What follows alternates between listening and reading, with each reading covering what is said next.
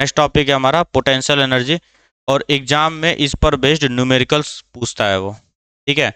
Potential energy में दो cases होते हैं। सबसे पहला केस कि जब एक्सटर्नल फील्ड ना हो।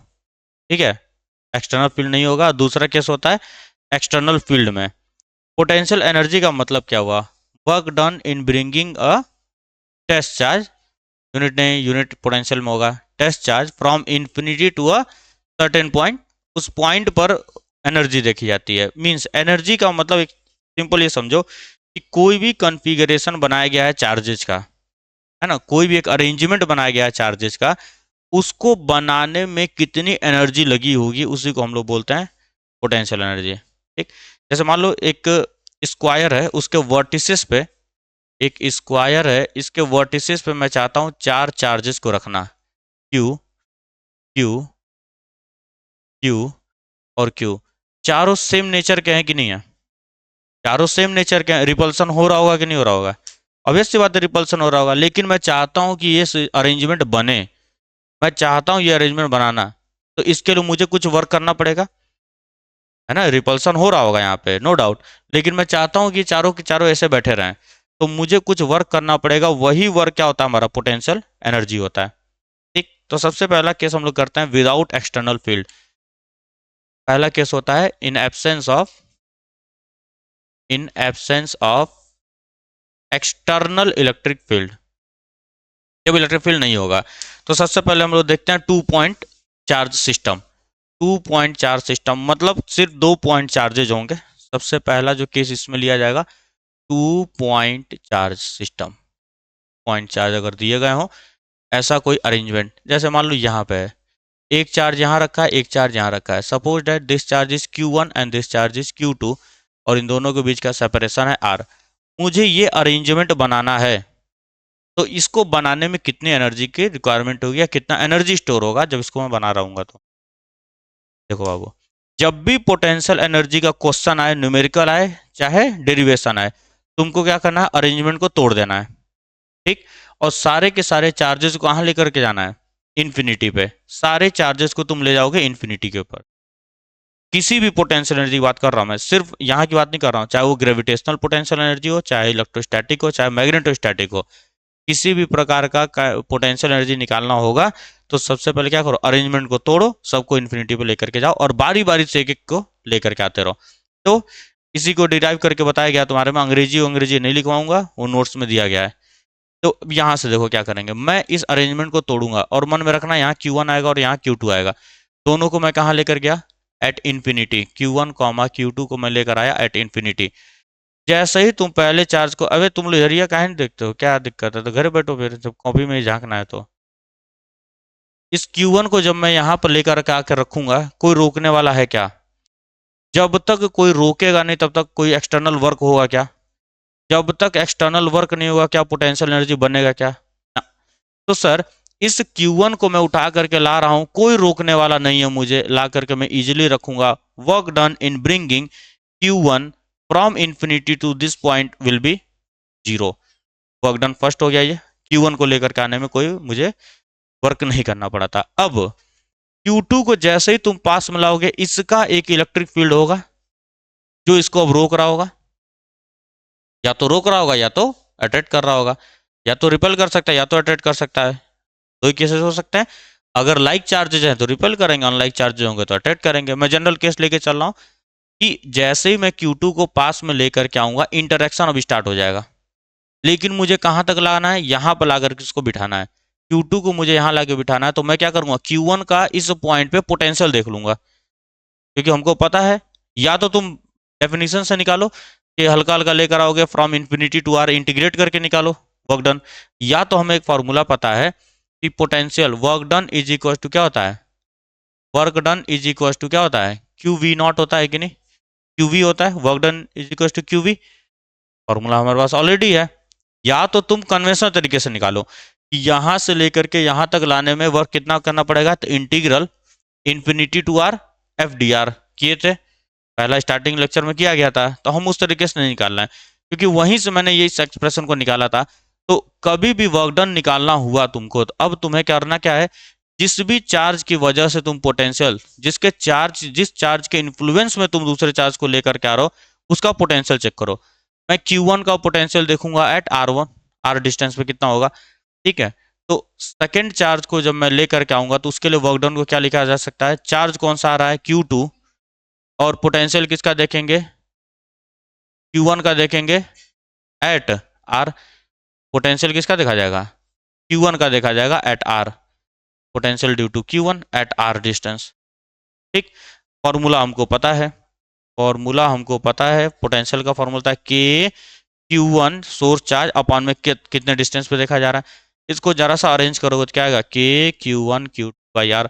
और अगर याद आ रहा हो तो यही फॉर्मूला हम लोग बेसिक से भी निकाला गया था कन्वेंशनल तरीके से। तो सर Q2 चार्ज भी आ गया, अरेंजमेंट हमारा पूरा हो गया।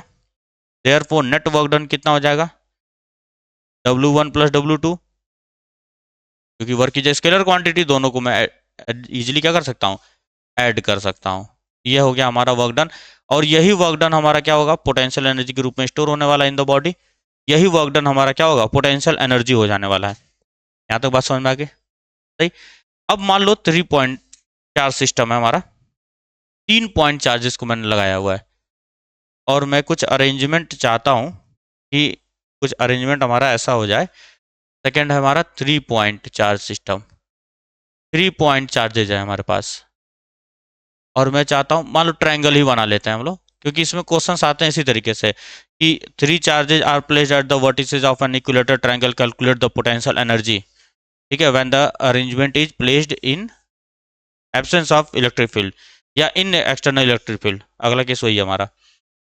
तो मान लेता हूँ मैं इक्विलेटरल ट्रायंगल है हमारा, यहाँ पे मैंने रखा है चार्ज Q1, यहाँ पे रखा है मैंने चार्ज Q2, और यहाँ चार्ज रखा गया Q3। क्योंकि इक्विलेटरल छोड़ देते हैं, इक्विलेटरल नहीं मानता है, इस डिस्टेंस को मैं R12 बोल देता हूँ, इस डिस्टेंस को R13 बोल देता हूँ, और इसको R23। हो सकता है कल को ए दे दे, इक्विलेटरल ट्रायंगल अगर दिया तो इक्विलेटरल ट्रायंगल देगा, तीनों की वैल्यू बराबर हो जाएगी। हम जनरल केस के लिए कर रहे हैं। सबसे पहला काम क्या करेंगे, बोलो, सारे चार्जेस को ले चलेंगे इन्फिनिटी पे। सारे चार्जेस को मैं ले गया इन्फिनिटी पे, याद रखना Q2 है यहाँ पे, Q3 और यहाँ पे Q1 है। सारे चार्जेस को मैं ले गया मैं इन्फिनिटी पर, Q1 Q2 एंड Q3। अब एक एक करके चार्ज को लाओ। Q1 को जब मैं लाऊंगा कोई रोकने वाला है क्या, ना, क्योंकि एब्सेंस ऑफ इलेक्ट्रिक फील्ड है। तो यहाँ पे Q1 को रखा, वर्कडन कितना हो जाएगा, 0। कोई वर्कडन नहीं करना पड़ेगा क्योंकि कोई रोक नहीं रहा है। अब सेकेंड चार्ज को जैसे ही तुम ले करके आओगे, Q1 रोकेगा कि नहीं, Q1 रोकने वाला है, Q2 को इंटरेक्ट करने वाला, रोकेगा या तो अट्रैक्ट करेगा, वो बात की बात है। इंटरेक्शन स्टार्ट हो जाएगा, लेकिन मुझे Q2 को यहाँ लेकर के आना है, तो मैं क्या करूंगा, वर्क डन 2 क्या हो जाएगा, Q2 इंटू V, इसका Q1 की वजह से, V Q1 की वजह से, क्योंकि Q1 ही चार्ज प्रेजेंट है, वही पोटेंशियल बना रहा होगा। अगेन क्या हो जाएगा, Q2 इंटू के Q1 बाई, कहाँ पर देख रहा हूं मैं, R12 डिस्टेंस पे, R12 क्या हो जाएगा सर, के Q1 Q2 अपॉन में R12। ये हो गया। अब तीसरा चार्ज लेकर के आ रहा हूं मैं, जैसे ही तीसरा चार्ज लाऊंगा ये भी इंटरेक्ट करेगा और ये भी इंटरेक्ट करेगा, क्योंकि ये दोनों ऑलरेडी वहां बैठे हुए हैं। ये दोनों के दोनों इंटरेक्ट कर रहे होंगे, या तो रिपेल करेंगे या तो अट्रैक्ट करेंगे, वो बात की बात है, इंटरेक्शन हो रहा होगा। फिर से मैं क्या लिख सकता हूँ, W3 वर्क डन क्या लिख सकता हूँ, इस 3 को पहले 1 से देखते हैं, तो Q3 into V Q1 plus Q3 into V Q2, दोनों का मैंने पोटेंशियल से वर्क डन निकाल दिया। W equals to Q into V होता है। सबसे पहले इसकी वजह से यहाँ पे पोटेंशियल होगा, उसके अगेंस्ट मुझे वर्क करना पड़ेगा, और इसकी वजह से एक पोटेंशियल यहाँ पर होगा जिसके अगेंस्ट मुझे वर्क करना पड़ेगा। दोनों को मैंने ऐड कर दिया, क्योंकि work is a scalar quantity, directly add कर सकते हैं। तीनों तीनों चार्जेज आ गए, अरेंजमेंट हमारा हो गया कंप्लीट। अब नेट वर्क डन, पहले यहाँ पे Q1 का मतलब क्या है, के Q1 बाई R12, तो इसको मैं लिख सकता हूँ के Q1 Q3 अपॉन में R13 प्लस के Q2 Q3 अपॉन में R23। Therefore net work done वही पोटेंशियल एनर्जी हो जाने वाला है। इन तीनों को हम जोड़ देंगे, के Q1 Q2। अभी एक यहाँ पे इंपॉर्टेंट फॉर्मूला बताता हूँ, ताकि तुम लोग इजीली वो याद रखोगे तो भी काम हो जाएगा। अगर न्यूमेरिकल पूछा जाएगा तब की बात बता रहा हूँ, डेरिवेशन आएगा तो इसी तरीके से लिख के करना है तुम्हें, हर एक स्टेप को तुमको दिखाना पड़ेगा। डिराइव करवाया गया ना सारा, पूरा लिखवाया गया। In bringing first charge to position P1 no work is done, therefore W1 is when we bring Q2 from infinity to P2 at distance work done is, ये सब अंग्रेजी सारा नोट्स में लिखा गया है, नोट्स से वहां से रेफर करेंगे। अब यहाँ पे जरा ध्यान से सुनना सर, जब 2 पॉइंट सिस्टम था हमारा, 2 पॉइंट चार्ज सिस्टम था, तो फॉर्मूला क्या बना, के Q1 Q2 बाई R12, दोनों के बीच का सेपरेशन। सर जब 3 है तो देखो एक एक पेयर को पकड़ो, इस पेयर को पकड़ा, इसका एनर्जी यहाँ लिखा गया है के Q1 Q2 by R। Potential energy का फॉर्मूला क्या होता है, के Q1 Q2 बाई R। फिर इस अरेंजमेंट को पकड़ा मैंने, पेयर पेयर को पकड़ा, के Q2 Q3 अपॉन R23। फिर इस अरेंजमेंट को पकड़ा, इस पेयर को, के Q1 Q3 अपॉन R13। तो अगर न्यूमेरिकल हमारे पास अगर आता है बोर्ड में, अगर न्यूमेरिकल आता है तो हमें इंडिविजुअल ब्रेक करने की जरूरत नहीं है, एक एक को इन्फिनिटी से लाने की जरूरत नहीं है, लेकिन कॉन्सेप्ट याद होना चाहिए कि इसका मतलब क्या होता है। क्योंकि कुछ ऐसे क्वेश्चंस होते हैं जहाँ पे डायरेक्टली तुम नहीं निकाल पाओगे, तुम्हें थोड़ा सा बेसिक में जाना पड़ेगा। तो अगर न्यूमेरिकल आता है सर तो हम क्या करेंगे, एक एक पेयर को पकड़ेंगे और डायरेक्ट फार्मूला उसका लिख करके ऐड ऑन कर देंगे, है ना, डायरेक्ट ऐड कर दिया जाएगा। तो न्यूमेरिकल जब भी आएगा सबसे पहले हम क्या करेंगे, फॉर्मूले को लिखा जाएगा। अभी पहले एक्सटर्नल इलेक्ट्रिक फील्ड देख लेते हैं, उसके बाद से फॉर्मूले को बता दूंगा मैं। एक न्यूमेरिकल देखा जाएगा, तो इसको मैं ऐसे लिख सकता हूँ कि नहीं, अगर जनरल फॉर्म में लिखा जाए, सिग्मा के Q I Q J upon में आर आई जे, और आई कॉमा जे 1 से लेकर के n जहां तक भी दिया गया होगा, आई कॉमा जे 1 से शुरू होगा और n तक जाएगा। ठीक है, ये लिखा जा सकता है इस तरीके से, समेशन के फॉर्मूले में अगर लिखना हो, जनरल फॉर्मूला। कोई दिक्कत है यहाँ पे, अगर डेरिवेशन आएगा तो कर लेंगे। अब इंग्लिश बता ही दिया हूँ, इंग्लिश लिख ही लोगे। अब हमारा अगला केस जो है, एक्सटर्नल इलेक्ट्रिक फील्ड अगर प्रेजेंट होता यहाँ पे तब क्या होता, तो देख लेते हैं। अब सपोज करो कि एक्सटर्नल इलेक्ट्रिक फील्ड दिया गया होता, अभी तक हमने देखा कहीं एक्सटर्नल इलेक्ट्रिक फील्ड नहीं था। अब अगर एक्सटर्नल इलेक्ट्रिक फील्ड दिया गया है, पहला केस वही लेते हैं, पहले सिंगल चार्ज लेकर के चलते हैं, सिंगल चार्ज लेकर के चलते हैं, यहाँ समझ में आएगा तुम्हें।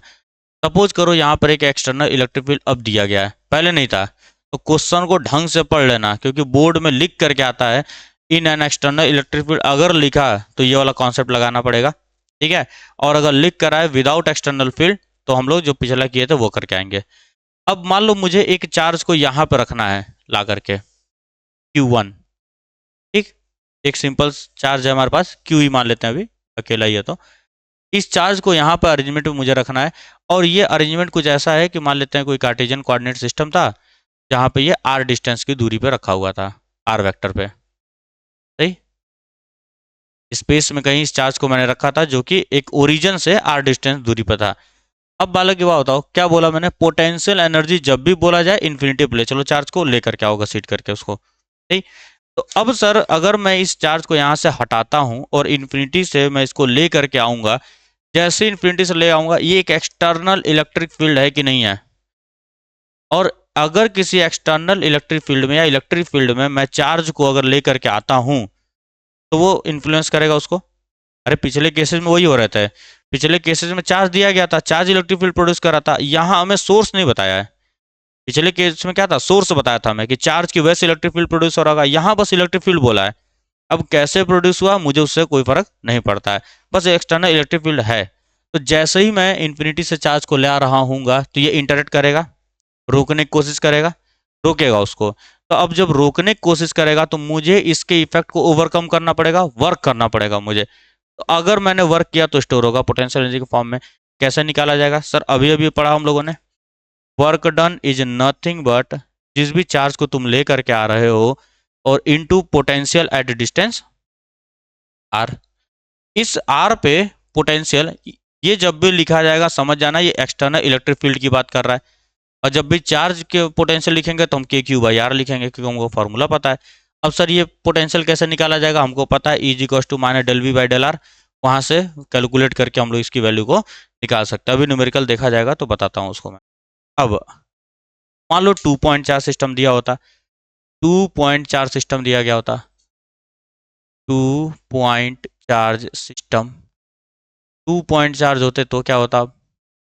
अगेन मान लेता हूँ ये कार्टेशियन कोऑर्डिनेट सिस्टम है हमारा, ये वाई एक्सिस है, this is our X axis. यहाँ पर एक चार्ज रखा गया है Q1 और यहाँ पे एक चार्ज रखा गया है Q2 और इधर है हमारा कहीं एक्सटर्नल इलेक्ट्रिक फील्ड। और इस डिस्टेंस को मैंने बोल दिया R1 वेक्टर और इसको मैंने बोल दिया R2 वेक्टर। पोजीशन वेक्टर है R1 और R2। ठीक है, अब सबसे पहला काम इन्फिनिटी, जैसे ही मैं लेकर आऊंगा ये इलेक्ट्रिक फील्ड एक्सटर्नल इसको रोक रहा होगा Q1 को, तो मुझे एक वर्क करना पड़ेगा। ठीक है, तो वर्क हमारा क्या होगा, वर्क डन का फॉर्मूला वही होता है Q इंटू वी, बस इतना याद रखो, Q इंटू वी ही होगा वो। अब अगर पॉइंट चार्ज दिया गया होगा तो के क्यू बाई आर स्क्वायर लिख देंगे, और पॉइंट चार्ज नहीं दिया गया होगा, इलेक्ट्रिक फील्ड दिया गया होगा, तो minus del V by del R से हम लोग निकालेंगे उसको। तो जैसे ही मैं पहले चार्ज को इधर लेकर के आऊंगा, मुझे इसके अगेंस्ट वर्क करना पड़ेगा, तो वर्क डन कितना हो जाएगा, Q1 जिस चार्ज को लाता हूं मैं इंटू पोटेंशियल एट R1, लिखा जा सकता है पोटेंशियल एट R1। ठीक, अब बालक जैसे ही तुम Q2 को लाओगे, अब दो लो रोकने वाले हो गए, एक तो ये रोक ही रहा था, प्लस इसका भी तो एक इलेक्ट्रिक फील्ड बन रहा होगा, उसके अगेंस्ट भी मुझे काम करना पड़ेगा। ध्यान सुनो, इस Q2 को जैसे ही लेकर के आओगे, ये रोक रहा होगा, इन्फ्लुएंस कर रहा होगा, इंटरेक्ट कर रहा होगा, और सर ये भी तो कर रहा होगा Q1 भी, क्योंकि इसका भी अपना एक इलेक्ट्रिक फील्ड हो गया। तो मुझे दोनों को ओवरकम करना पड़ेगा। तो work done in bringing Q2 from infinity two point R2 कितना हो जाएगा, सबसे पहले मैं इसका देखता हूं, इलेक्ट्रिक फील्ड से क्या हो जाएगा, Q2 into potential at R2 vector plus दो पॉइंट चार्जेस से अभी अभी हमने पढ़ा कि Q1 Q2 अपान में दोनों के बीच का सेपरेशन मैं मान लेता हूं R12 वेक्टर है, तो ये हो जाएगा R12। तो दिक्कत है क्या, तीन चार्ज होगा तो दो से पहले तो इलेक्ट्रिक फील्ड से इंटरेक्शन देखा जाएगा, फिर इन दोनों का आपस में इंडिविजुअल देखा जाएगा। ठीक, तो नेट वर्क डन यहाँ पे कितना आ गया, या वही potential energy W1 plus W2, तो क्या लिख सकता हूं मैं, Q1 V R1 vector plus Q2 into V R2 vector plus के Q1 Q2 बाई R12। पहले अगर याद हो तुमको, पिछले वाले फॉर्मूले में सिर्फ यही एक क्वांटिटी आ रही थी कि नहीं आ रही थी, क्योंकि ये था ही नहीं, है ना, इसके आने की वजह से ये वाली क्वांटिटी बढ़ गई है, तो एक्सटर्नल इलेक्ट्रिक फील्ड में Q इंटू वी बढ़ जाता है। बस इतनी बात हमको याद रखनी है। अब आओ इस पर एक का न्यूमेरिकल देख लिया जाए, थोड़ा न्यूमेरिकल देखते हैं। ये क्वेश्चन है हमारे पास, 7 माइक्रोकूलम चार्ज रखा गया है -9 सेंटीमीटर पे, और -2 दिया गया 9 सेंटीमीटर पे। बोर्ड में आया हुआ क्वेश्चन है ये, दोनों ही केसेस पूछे गए थे, एनसीईआरटी का एग्जाम्पल भी है ये। अब देखो, इसमें सबसे पहले पूछा गया डिटरमाइन द पोटेंशियल एनर्जी। तो सबसे पहला केस दिया गया है नो एक्सटर्नल फील्ड, सबसे पहला चीज है नो एक्सटर्नल इलेक्ट्रिक फील्ड, कोई इलेक्ट्रिक फील्ड नहीं है एक्सटर्नल। तो सर अगर कोई एक्सटर्नल इलेक्ट्रिक फील्ड नहीं है, तो मुझे इन्हीं दोनों का इंटरेक्शन देखना पड़ेगा। तो directly we can use formula के Q1 Q2 by R12, direct formula देखा जा सकता है। तो सबसे पहले पोटेंशियल एनर्जी कितना हो जाएगा, के Q1 Q2 by R12। Sir इसको मैं बोल देता हूँ Q1 और इसको बोल देता हूँ मैं Q2। तो वैल्यू पुट कर लो, यहाँ पे हो जाएगा 9 इंटू 10 की पावर 9 मल्टीप्लाइड बाई 7 इंटू 10 की पावर -6 मल्टीप्लाइड बाई -2 इंटू 10 की पावर -2। क्यों पुट करेंगे, क्योंकि potential is a scalar quantity, upon में इन दोनों के बीच का सेपरेशन 18 सेंटीमीटर हो जाएगा। देखो -9 से +9 कितना होता है, इधर 9 गए इधर 9 गए, तो टोटल हो जाएगा 18 सेंटीमीटर। पापी यूनिट इज देयर 10 की पावर -2, गुणा भाग जोड़ घटाना खुद करोगे तुम लोग, आंसर आएगा माइनस का 0.7 जूल। सर इतना एनर्जी क्या हुआ है इसके अंदर स्टोर है, नहीं बुझा रहा है क्या, ऐसा देख रहा हो, क्या हो गया, क्या हो गया, अबे काटोगे तो आ जाएगा, टेंशन क्या लेना है। 9 दूनी 18 कट गया ना, तो 9 दूनी 18 सीधा सीधा कट गया, 7 बचा है, 7 यहाँ लिखा गया है, -6 -6 -12, ये दो और ऊपर जाएगा तो कितना जाएगा, माइनस का 10, 9 -10 -1, तो 0.7 कर तो दिया सवाल। ठीक है, तो इतना पोटेंशियल एनर्जी इसके अंदर स्टोर्ड है, बात समझ रहे हैं। तो अगर मुझे इसको क्वेश्चन में सेकंड पार्ट में क्या पूछा गया, how much work is required to separate the two charges infinitely away from each other. Sir infinity से ही लाता हूं तभी तो पोटेंशियल एनर्जी बनता है, वापस बोल रहा है इन्फिनिटी पर लेकर के जाओ, वापस इन्फिनिटी पर लेकर जाओ। बाबू देखो, साल भर गुल्लक में पैसा भरे, एक एक रुपया करके, सही है, तो वो एनर्जी स्टोर हो रही थी। साल के आखिरी दिन गुल्लक फोड़ दिए, तो जितना एनर्जी, जितना पैसा स्टोर किए, तो उतना ही मिला ना, उतना ही मिला तुमको पैसा। जब पैसा तुम उसके अंदर डाल रहे थे तो तुम्हारी जेब से जा रहा था, मतलब माइनस हो रहा था कि नहीं तुम्हारी जेब से। लेकिन जब गुल्लक फूटा तो सारा का सारा पैसा वापस तुम्हारी जेब में आया, तो प्लस हो गए कि नहीं हो गए तुम? बात समझ में आ रही है? तो निगेटिव, क्या बताया, इतना एनर्जी लगा है इसको स्टोर करवाने में, सही। जब मैं गुल्लक तोड़ूंगा, वापस से इसको इन्फिनिटी पे ले जाऊंगा, तो क्या हो जाएगा, प्लस का 0.7 हो जाएगा कि नहीं? जितना अमाउंट ऑफ एनर्जी स्टोर्ड है उतना ही मुझे मिल गया अब वापस से, मतलब क्या हो जाएगा, 0 माइनस माइनस 0.7। तो अब कितना हो जाएगा वर्क डन इसको ब्रेक करने में? क्वेश्चन में क्या बोला गया, how much work is required to separate two charges infinitely away from each other. तो सेकंड केस में बोला गया था कितना लगेगा वापस इसको इन्फिनिटी पे लेके जाने में, तो कितना हो जाएगा, वर्क डन पूछ रहा है हमसे, तो work done is equal to infinity का वर्क माइनस अभी जो है अरेंजमेंट में, तो 0 माइनस इन्फिनिटी पे वर्क डन कितना होता है, पोटेंशियल एनर्जी 0 होता है, इन्फिनिटी पे 0 होता है पोटेंशियल, और माइनस 0.7, तो सर ये कितना हो जाएगा, प्लस 0.7 जूल। ठीक है, ये पैसा मुझे मिला ना, मेरी जेब में आया, तो पॉजिटिव, सही। अब आगे बढ़ते हैं। अब क्वेश्चन में थोड़ा सा ट्विस्ट डाला है, suppose the same system of charges are now placed in an external electric field. अब इसी अरेंजमेंट को मैं एक एक्सटर्नल इलेक्ट्रिक फील्ड में अगर प्लेस कर दूं, जहां पे वेरिएशन जो बोला गया है E is equals to A into 1/r², A into 1/r² दिया गया है। मीन्स अब देखो यहाँ पे इलेक्ट्रिक फील्ड आर पे डिपेंड कर रहा है कि नहीं, वेरिएबल है सर, ध्यान से सुन लो, वेरिएबल है ये। Where A is equal to 9 into 10⁵, A जो है वो है कितना दिया गया, 9 इंटू 10⁵ दिया गया है, वैल्यू है, कांस्टेंट है वो, कूलम पर मीटर स्क्वायर कांस्टेंट है सर ये, this value is constant, r² दिया गया है। अभी हमको पता है कि यहाँ पे एक्सटर्नल इलेक्ट्रिक फील्ड भी आ गया है, सही, एक एक्सटर्नल इलेक्ट्रिक फील्ड भी आ चुका है। तो अब हमारा वर्क डन क्या हो जाएगा, या पोटेंशियल एनर्जी क्या हो जाने वाला है, पोटेंशियल एनर्जी अब क्या हो जाएगा, Q1 into VR1 plus Q2 into VR2 plus KQ1Q2/R12। ये तो तुम ऑलरेडी निकाले हुए हो, तो इसको दोबारा कैलकुलेट नहीं किया जाएगा, हमें निकालना है QVR1। तो सबसे पहले भैया पोटेंशियल तो पता चले मुझे R1 पे, क्योंकि बालक ये कहाँ रखा गया है, इस तरह से कार्टेशियन कोऑर्डिनेट सिस्टम बनाऊंगा, कितने पर रखा गया है ये, एक R1 डिस्टेंस पर रखा गया होगा, जो कि कितना है, 9 सेंटीमीटर है। ओरिजिन यहाँ है ना हमारा, 9 सेंटीमीटर दूर रखा गया है कि नहीं रखा गया है, तो मुझे सबसे पहले पोटेंशियल चाहिए होगा 9 सेंटीमीटर पे क्या है, due to this external electric field. तो हमको पता है सर, सबसे पहले पोटेंशियल निकालते हैं, E is equal to minus dV/dr। तो V इज इक्वल टू कितना हो जाएगा, dV is equal to minus EdR, ये होगा। इलेक्ट्रिक फील्ड इतनी दी गई है, इलेक्ट्रिक फील्ड अपने पास दिया गया ना, अब इसको क्या करेंगे, इंटीग्रेट करना पड़ेगा, क्योंकि V चाहिए मुझे, तो -a/r² dr इंटीग्रेट करो, V निकल करके आएगा, कितना हो जाएगा, माइनस माइनस प्लस a/r, ये होगा,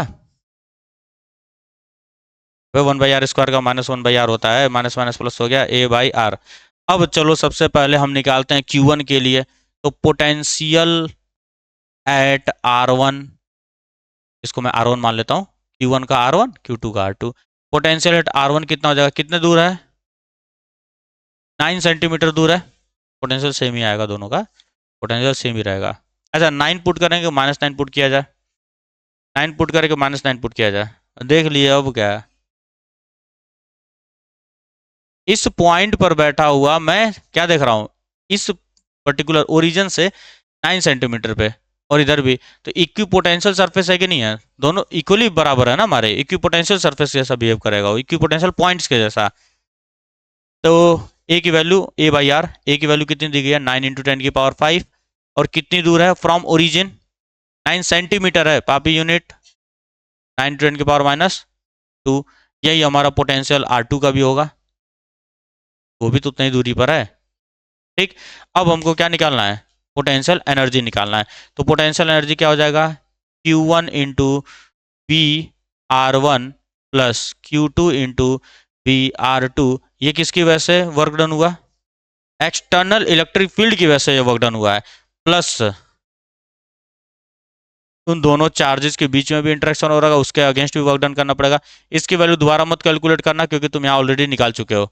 इसकी वैल्यू डायरेक्ट यहाँ पुट करेंगे, ये तुमको पता है, VR1 पता है, VR2 पता है, Q1 पता है, Q2 पता है, वैल्यू पुट करोगे आंसर आ जाने वाला है। ठीक, ठीक है, कोई ढंग का काम मत करो लो।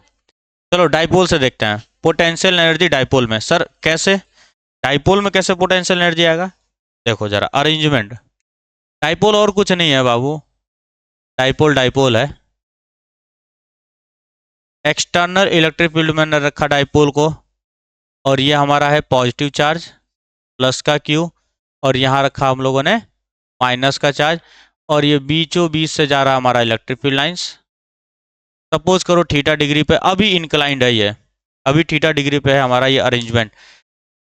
अब एक्सटर्नल इलेक्ट्रिक फील्ड में अगर मैंने चार्ज को रखा है sir, it will experience a force QE, और निगेटिव वाला अपोजिट डायरेक्शन में QE को अज्यूम करने वाला है इसको।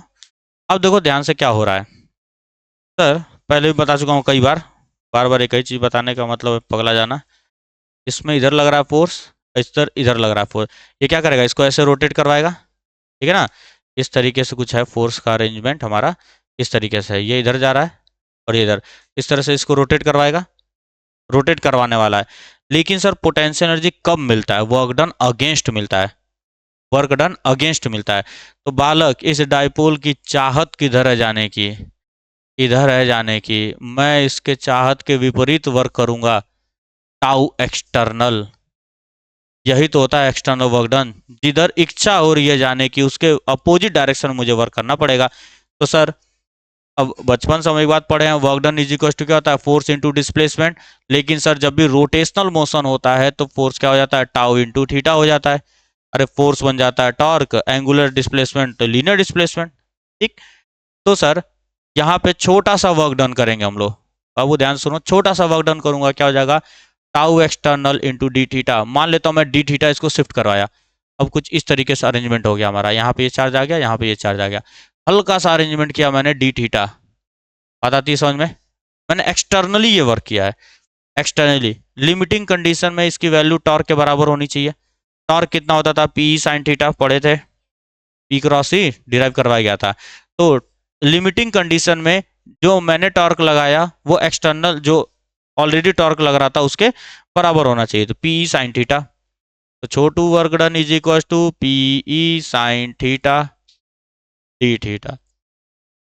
पीछे में खूब अंग्रेजी लिखवा गया, लिखना पड़ेगा, सही है। क्या लिखा गया है, torque p sine theta will tend to rotate the dipole in clockwise, है ना, लिखवाया गया है।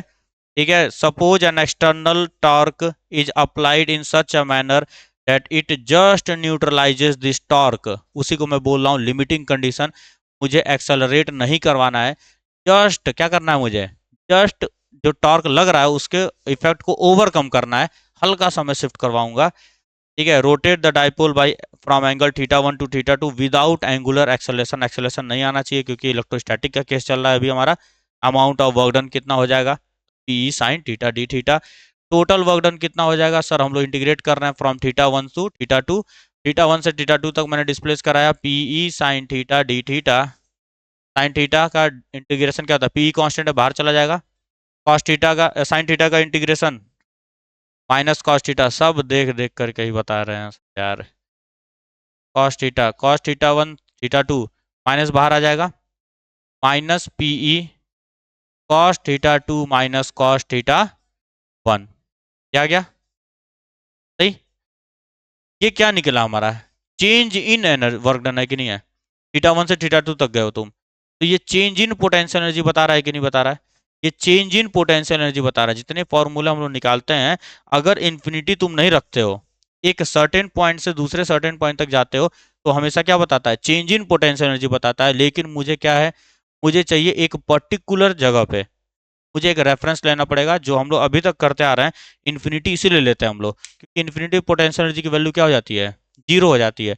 उसी को मैं रेफरेंस मान करके चलता हूँ, उसी को ग्राउंड मान करके हम चलते हैं, ताकि हमारा एक पोटेंशियल जीरो हो गया तो दूसरे का मैं निकाल सकता हूँ। कंपैरिजन हमको करना है किसी के रिस्पेक्ट में, तो मैं किसको रेफरेंस किसको मान लेता हूँ, इन्फिनिटी को। लेकिन यहाँ इन्फिनिटी नहीं माना जा सकता है, यहाँ मैं वह पॉइंट लूंगा जहां पर पोटेंशियल जीरो हो रहा हो। कॉस का कंपोनेंट बन रहा है कि नहीं, कॉस थीटा आ रहा है, कॉस कहाँ पे जीरो होता है, 90 डिग्री पे। अगर डाइपोल सीधा रखा गया है तो मैं उसी को रेफरेंस मान लूंगा। Since at theta is equal to 90 degree cos theta zero हो जाता है, मीन्स हमारा वर्क डन कितना होगा, वहां पे जीरो होगा, उसी को रेफरेंस माना जाएगा यहाँ पे। ऐसा नहीं है पूरा अरेंजमेंट को लेकर चला जाऊंगा, इन्फिनिटी से लेकर के नहीं आएंगे, क्योंकि इन्फिनिटी पर अगर तुम लेकर के जा रहे हो इन दोनों अरेंजमेंट को तो वहां पे पोटेंशियल जीरो होगा क्या। जरा सोच के बताओ, अगर मैं डाइपोल को इन्फिनिटी पे ले जाता हूँ, अभी तक हम लोग यही पढ़े हैं कि इन्फिनिटी पे चार्ज रहेगा तो पोटेंशियल कितना होता है, जीरो होता है। अगर मैं डाइपोल को उठा के इन्फिनिटी पे ले गया तो पोटेंशियल जीरो होगा कि नॉन जीरो होगा, क्यों, पता नहीं, क्योंकि वो तो डाइपोल है तो क्या हो गया, शाबाश, बहुत बढ़िया। अगर मैं इसको उठा के इन्फिनिटी पे लेकर के जाऊंगा बालक, दो चार्ज है कि नहीं है, तो आपस में इंटरेक्ट कर रहे होंगे। कहने का मतलब क्या, एग्जाम में वही लिख कर क्या ना, उसको लिख देना, मेरे कहने का मतलब ये है, contact me for more details. इस अरेंजमेंट को अगर मैं इन्फिनिटी पर लेकर के जाता हूँ तो अकेले है क्या चार्ज, ये दोनों साथ ही जाएंगे ना, डाइपोल का है तो अरेंजमेंट है तो एक दूसरे को तो इंटरेक्ट कर ही रहे होंगे वो, तो कहाँ पोटेंशियल जीरो हो जाएगा, k q one q two by r तो रहेगा ही ना हमेशा, तो इन्फिनिटी पे जीरो नहीं हो सकता है, इसीलिए हम इन्फिनिटी पे लेके ही नहीं जाते हैं। हम चाहते हैं कि यहीं पे कुछ एक ऐसा अरेंजमेंट बनाए उसी को रेफरेंस ले लिया जाए, तो हम रेफरेंस किसको लेते हैं, theta is equal to 90 degree को लेते हैं। क्यों ले रहे हैं रेफरेंस, ताकि मैं एक पर्टिकुलर एंगल पे पोटेंशियल एनर्जी बता सकूं। ये तो अपने पास आ ही गया फॉर्मूला, ये चेंज है, याद रखना ये चेंज का है।